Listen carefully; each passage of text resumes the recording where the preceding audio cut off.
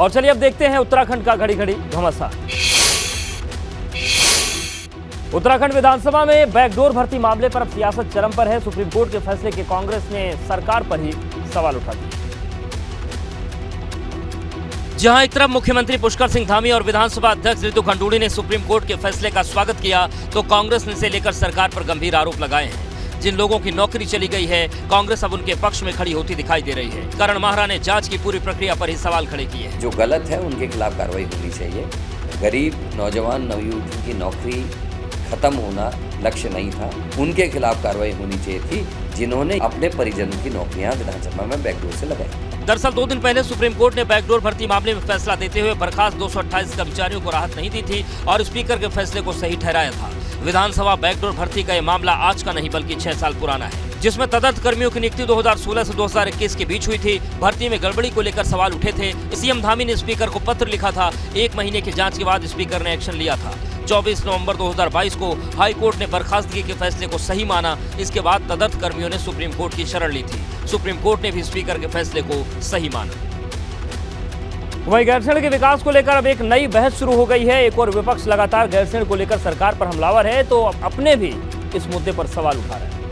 पूर्व मुख्यमंत्री त्रिवेंद्र सिंह रावत ने एक बार फिर गैरसैंण को लेकर बड़ा बयान दिया है। त्रिवेंद्र सिंह रावत ने कहा कि सरकार को गैरसैंण पर विशेष ध्यान देने की जरूरत है। सरकार को गैरसैंण में विधानसभा सत्र कराने के लिए एक कैलेंडर जारी करना चाहिए। उसका बड़ा आसान तरीका है कि हम एक कैलेंडर जारी करें कि भाई इन 3 महीने विधानसभा ग्रीष्मकालीन राजधानी गैरसैंण से संचालित होगी, तो फिर ये तमाम तरह के सवाल अपने आप स्वतः बंद हो जाएंगे और इसलिए सरकार को निर्णय लेना चाहिए उसके बारे में। त्रिवेंद्र सिंह रावत के बयान पर पूर्व सीएम हरीश रावत का भी बयान सामने आया। हरीश रावत ने साफ कहा कि मुख्यमंत्री रहते हुए त्रिवेंद्र सिंह रावत ने गैरसैंण के विकास के लिए बड़ी बड़ी घोषणा की थी, लेकिन उन्हें अचानक पद से हटना पड़ा। ऐसे में उन्हें मुख्यमंत्री रहते गैरसैंण को लेकर कुछ ठोस प्लान तैयार करना चाहिए। हरीश रावत ने सरकार पर कटाक्ष करते हुए कहा कि गैरसैंण जनभावनाओं का प्रतीक है, लेकिन बीजेपी इसे नजरअंदाज कर रही है। कालीन अदानी एक उनका जो है राजनीतिक शगुफा था, मगर हमने उसके बावजूद भी स्वागत किया कहा, और मैंने ही उस समय भी कहा था बड़ी देर कर दी मेहरबान आते आते, और उसके बाद चले गए। वहीं अंकिता भंडारी हत्याकांड में एसआईटी ने आरोपियों के खिलाफ चार्जशीट तैयार कर ली है। सोमवार को कोर्ट में चार्जशीट दाखिल कर दी जाएगी। एसआईटी ने 500 पन्नों की चार्जशीट तैयार की है, जो 100 गवाहों के बयान के आधार पर बनाई गई है, जबकि चार्जशीट में 30 से अधिक दस्तावेजी सबूत शामिल किए गए हैं। अंकिता भंडारी प्रकरण में एसआईटी ने अपने पहले चरण की जांच पूरी कर ली। फिलहाल चार्जशीट अभियोजन कार्यालय को भेज दी गई है, जो सोमवार को कोर्ट में दाखिल कर दी जाएगी। हमने 90 डेज के अंदर हमने फाइनल कर दी। तो करीब 500 पेज की होंगी। हमारी करीब 100 विटनेसेस है, करीब 30+ एग्जिबिट्स है अभी तक का। नाटकों का 22 डेट लगी हुई है ट्रायल कोर्ट में, मतलब हमारे माननीय न्यायालय में। उसके बाद उस पर तय होगी, कोर्ट जैसे आर्डर करता है उसी से। 19 सितंबर 2022 को अंकिता भंडारी लापता हुई थी। 24 सितंबर को अंकिता भंडारी का शव बरामद हुआ। इस मामले में 3 आरोपियों को पकड़ा गया था। पूछताछ में आरोपियों ने हत्या की बात बताई थी। हत्याकांड की जांच के लिए एसआईटी बनाई गई थी। अंकिता भंडारी हत्याकांड के 90 दिन के भीतर ये एसआईटी चार्जशीट दाखिल करने जा रही है। 22 दिसंबर को 3 आरोपियों की गिरफ्तारी को 3 माह पूरे हो रहे हैं।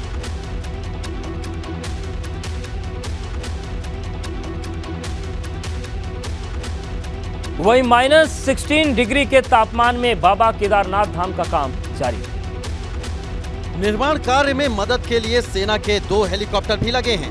हेलीकॉप्टर के जरिए केदारनाथ धाम तक मटेरियल पहुंचाए जा रहे हैं। अब तक 400 मजदूरों के साथ 350 टन का सामान एयरलिफ्ट किया गया है। चिनूक हेलीकॉप्टर भारी सामान को गौचर हवाई पट्टी से उठाते हैं और फिर सुरक्षित रास्ते से केदारनाथ तक पहुंचाते हैं। जो हमारे हेवी ट्रस मटेरियल आदि जो लोहे का सामान है, वो चिनूक के माध्यम से हम केदारनाथ धाम में पहुंचा रहे हैं गौचर से। पहले ठंड के मौसम में बर्फबारी की वजह से अक्सर काम रुक जाता था। सामान ले जाने में परेशानी होती थी, लेकिन 2 चिनूक के आ जाने से -16 डिग्री तापमान में भी निर्माण कार्य हो रहा है। निश्चित तौर पे आने वाले जो यात्रा सीजन है उसमें, और जो हमारा अभी काम चल रहा है उसमें इससे गति मिलेगी। दिसंबर के आखिर तक केदारनाथ धाम में शेल्टर, दुकानें और यात्रा कंट्रोल सेंटर बनाने का लक्ष्य है। बाकी काम भी 2023 में यात्रा शुरू होने से पहले हो जाएगा।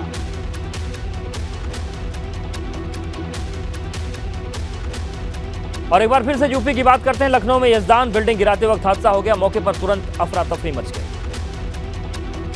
हादसे के बाद स्थानीय लोगों ने हंगामा शुरू कर दिया। अफरा तफरी मच गई। एलडीए की टीम और ठेकेदार मौके से फरार हो गए। संयोग ठीक था कि हादसे से किसी की मौत नहीं हुई और न ही आसपास के लोगों को कोई नुकसान हुआ। कुछ ही देर के बाद सब कुछ सामान्य हो गया। एलडीए वीसी इंद्रमणि त्रिपाठी ने बताया कि अब मलबे को मैनुअली लेबर के जरिए तोड़ा जाएगा। अगर किसी का नुकसान हुआ होगा तो मुआवजा भी दिया जाएगा। तो मलबा गिरा था, तो उसमें 2-4 गाड़ियां क्षतिग्रस्त हो गई हैं, जो एक्टिवा है, और तो जिनकी गाड़ियां क्षतिग्रस्त हुई हैं वो ठेकेदार की जिम्मेदारी थी, जो वेंडर की, कि वो उनका मुआवजा सुनिश्चित कराएंगे हम उसके तरफ से। अब मैकेनिकल नहीं तोड़ा जाएगा, मैनुअली लेबर लगा के 1 बाय 1 धीरे धीरे उसको रिकूप करके नीचे ले आएंगे।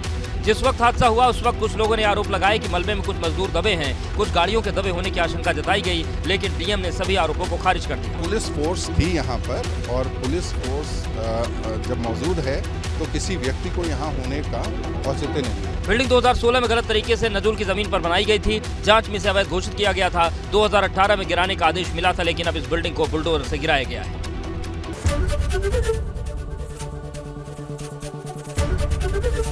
एबीपी गंगा, खबर आपकी, जुबान आपकी।